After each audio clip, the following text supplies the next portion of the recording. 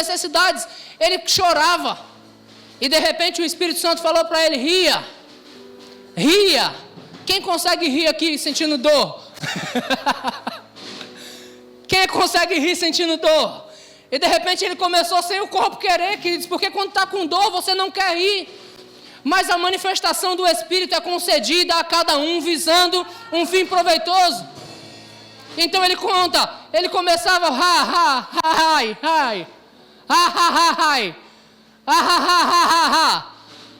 até que rompimento chegou, irmãos, e ele começou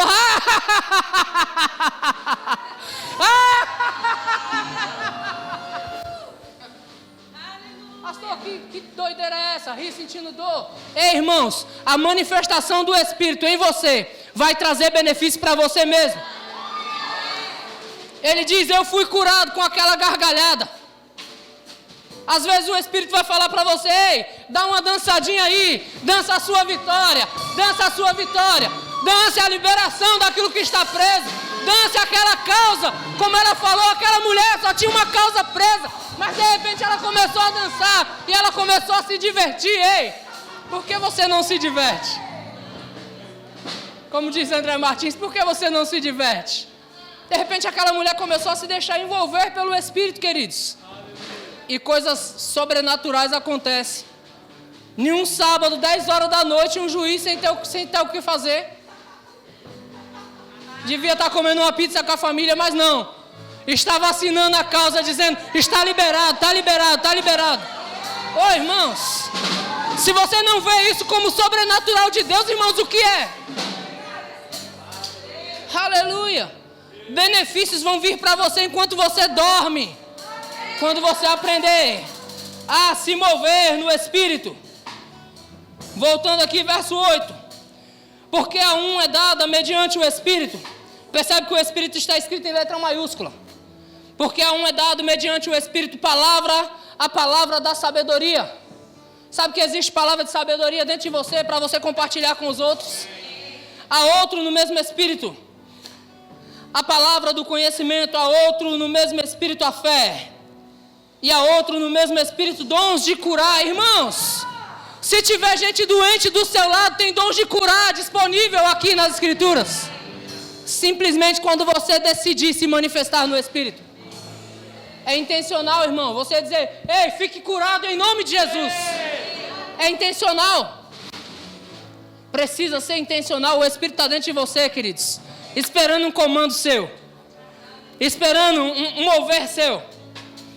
Aí ele diz: a outro, operações de milagres.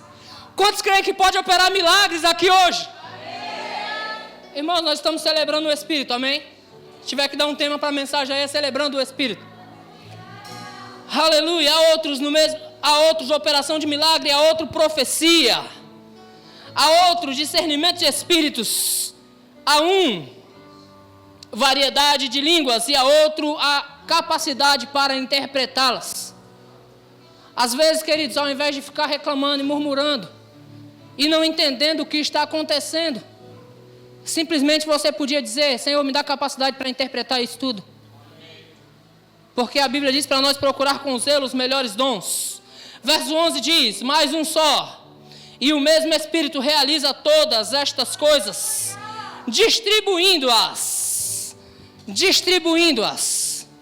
a cada um, segundo lhe apraz. Qual o prazer do Espírito? É distribuir a nós as suas manifestações. Existem dons distribuídos aqui hoje, queridos. Existe poder de Deus para operar milagres distribuídos aqui hoje. Se você veio procurar o seu milagre, eu vou te dar uma boa notícia: você pode manifestar o milagre na sua própria vida, pelo Espírito de Deus que está em você. Aleluia, aleluia, aleluia. Glória a Deus. Efésios no capítulo 1 e versículo 13 diz que Ele é o Espírito da promessa. Você tem promessa de Deus em sua vida? O Espírito de Deus é o Espírito da promessa. Salmo 143, 10 diz que Ele é o bom Espírito. Nós acabamos de cantar, Ele tem sido sempre tão bom para nós. Tem sido sempre... Irmão, só de cantar essa música, irmãos, com esse conhecimento já era o suficiente para você ficar dançando o resto da noite todinha. Tem sido sempre tão bom para mim. Oh, Ele é o bom Espírito. Existe um bom Espírito habitando dentro de você, guiando você a toda a verdade, instruindo você. Aleluia. Deixa eu ver aqui onde eu estou. Romanos 8,15 diz que Ele é o Espírito de adoção, porque nós não éramos filhos, mas Ele nos fez filhos. 1 Pedro 1,11 diz que Ele é o Espírito de Cristo. Romanos 8,2 diz que Ele é o Espírito de vida, porque a lei do Espírito da vida, irmãos, em Cristo Jesus te livrou da lei do pecado e da morte. Existe um Espírito de vida que livra você do pecado e da morte. Você pode celebrar o Espírito assim, irmãos, com esses textos? Romanos 1,4 diz que Ele é o Espírito de santidade. Eu só estou falando tudo isso para você entender quem está habitando dentro de você. E baseado na pregação que Sumayara me deu.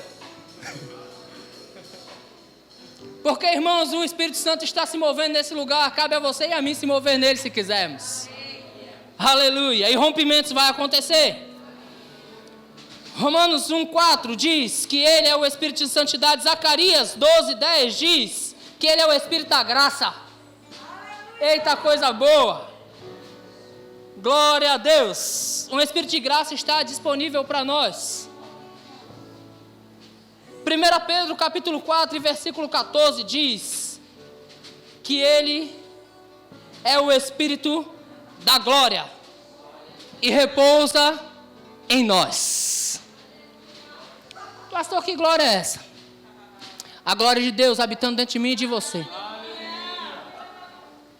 Que glória é essa, pastor? Aquela glória que faz milagres acontecer. Aquela glória que é capaz de mudar toda a sua vida e todo o contexto que você está. Aquela glória que é capaz de transformar a escassez em riquezas. Aquela glória que é capaz de transformar a morte em vida. Aquela glória que é capaz, irmãos, de transformar a doença em cura. A glória de Deus manifesta dentro de você. Aleluia. Mas deixa eu falar para você, irmãos. O culto hoje vai ser bem curto hoje, porque você está em pé, tá? Eu tenho misericórdia de você. Mas eu estou em pé aqui, está tudo bem também. Deixa eu falar algo para você, queridos. Por muito tempo, na minha incredulidade, a Bíblia diz que quem confessa os pecados é salvo, né? Por muito tempo, na minha incredulidade, eu via as pessoas se manifestarem no Espírito dentro da igreja. E tem pessoas que é doida, é totalmente descontrolado, fica deixa o menino rodar. E eu ficava, que negócio é esse? Baseado no meu conhecimento, eu olhava para 1 Coríntios 12,7 e dizia, a manifestação do Espírito é concedida a cada um visando a um fim proveitoso. E que fim proveitoso tem nisso? Qual é o fim proveitoso que tem em dançar e rodopiar na igreja? Na minha incredulidade eu ficava assim, mas só Deus sabe o que Ele estava tratando com aquela pessoa que estava rodopiando. Enquanto eu, na minha incredulidade, continuava pequeno. Mas, graças a Deus, pelo conhecimento da verdade. Porque, irmãos, quando a glória de Deus, ela se move dentro de um corpo, dentro de uma igreja, o ambiente fica pequeno para ela. E tudo que nós preparamos sai totalmente do contexto. Tudo que você está acostumado, querido, você está acostumado a vir numa igreja, simplesmente sentar e ouvir uma palavra. Mas a proposta é você não sair daqui vazio, mas você sair daqui cheio da glória de Deus. Existe uma glória, irmãos, disponível para nós nos dias de hoje, para mudar as nossas vidas. Cada culto que participamos, cada vez que nos reunimos é para melhor. E aí o Senhor me levou lá no Velho Testamento, irmãos. Certamente eu já devo ter falado desse texto com você, mas vou falar de novo, porque eu estou com o microfone, é a minha vez. Em 2 Crônicas, no capítulo 5, e versículo de número 11 em diante. Aleluia. Você vai ver um acontecimento sem igual. Quando Salomão ele termina o templo, quando o povo se reúne na casa de Deus, você vai ver um acontecimento sem igual. Você vai ver a glória de Deus descer sobre o lugar, a ponto de o sacerdote, o pregador da noite, ou seja lá quem for, não conseguir ficar de pé para ministrar. Tamanha a glória de Deus. Agora, por que isso aconteceu, queridos? Eu vou explicar para você. Dentro do texto, 2 Crônicas 5:11 diz: quando saíram os sacerdotes do santuário, porque todos os sacerdotes que estavam presentes, quantos sacerdotes nós temos presentes aqui hoje? Quantos já entendeu o que a Escritura diz, que você é sacerdócio real? Porque todos os sacerdotes que estavam presentes, eles se santificaram sem respeitarem o seu turno. Você vê aqui, queridos, os músicos queimando no Espírito, porque estão respeitando o seu turno. Você vê aqui a dirigente do culto queimando no Espírito, porque está respeitando o seu turno. Você vê o pregador de todas as formas tentando animar você, porque está respeitando o seu turno. Mas eu pergunto para você, se fosse você que estivesse pregando hoje, e se fosse você que estivesse no lugar da Isabela, cantando, o que você faria? Como você se moveria? Aleluia! Como teria sido o seu dia? Como é, querido, vir para a igreja simplesmente para ouvir a palavra, e como é vir para a igreja com a responsabilidade de ministrar algo ao Senhor? Como é, querido, essa diferença? Aí a Bíblia diz que os sacerdotes que estavam no lugar, que estavam presentes, eles se santificaram sem respeitarem o seu turno, ou seja, independente se é a minha vez ou não, eu vou dar o meu melhor para Deus, independente se é a minha vez ou não, intencionalmente, eu vou me curvar e vou fazer o melhor que eu puder para Ele, independente se é a minha vez ou não, eu vou me purificar, porque hoje a glória do Senhor desce sobre esse lugar. E aí a Bíblia diz que eles se santificaram sem respeitarem os seus turnos. E quando todos os levitas, que eram os cantores, aí você pode mudar os nomes ali se quiserem, versículo 12. Isto é Asaf, ou Isabela, Henrique, Nicolas, Bruna, Luiz, Fernando, quando todos esses levitas, queridos, quando todos esses que cantavam ao Senhor, que eram os cantores, eles fizeram o quê? Em uma só voz, com os seus instrumentos, tocando ao Senhor, com a sua bateria, com o seu violão, aleluia. Quando eles tocavam ao Senhor, versículo 13, e quando, em uníssono, ou seja, em uma só voz, a um tempo, tocaram os seus instrumentos, cantaram para se fazerem ouvir, para louvarem ao Senhor e render-lhe graças.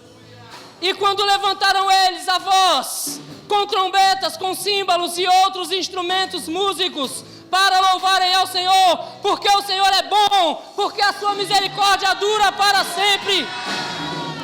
Então sucedeu que a casa, a saber, a casa do Senhor se encheu de uma nuvem.